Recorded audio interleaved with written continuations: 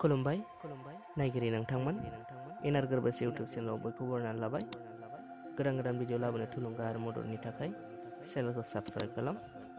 लोगोसे अन्नानै भिडिअखौ मोजां मोनोब्ला लाइक कमेन्ट शेयार खालामनो दाबाव। दानिया नायलांदो दिनैनि भिडिअ। आंनि चेनेलाव गिबि भिडिअ महरै लानानै फैदों खन्थाइ आवरायनाय।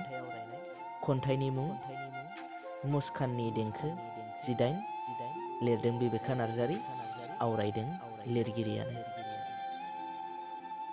बिफाङाव सोमखोर बिलाइ, हावार दुब्लियाव मिजिंबां दुब्रि गांसो, जानजि खाफ्रादों आबादारि। खाम जथा हमनाय आखायाव फिन नांगोल मुथि, बयनिबो बारि बारि थाइबें जिंखानि थफिनाय बिबार। बारदै सिख्लाया होफैदों दैज्लांनि रादाब, रोजे नोंनि देंखोआव आं खोनादों।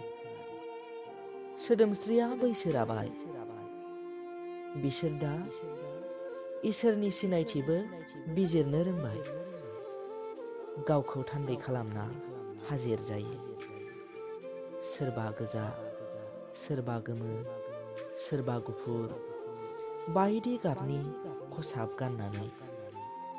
माब्लाबा थफि, माब्लाबा खथाय, माब्लाबा लंथं सोलेरजों बिसोर फोरमान होनो नाजादों, सोलेर जानायजों एबा जायालासेबो।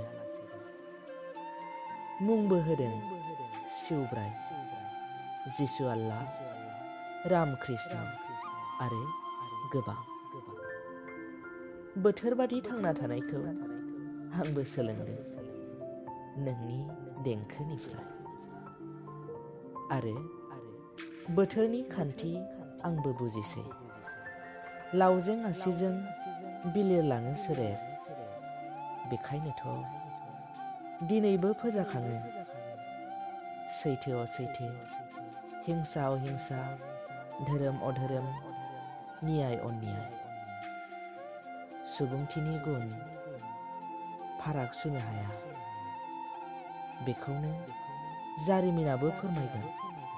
आरो सोंना नाय, देरहानायनि जै सोर होबोदों आरो मानो, मानि थाखाय?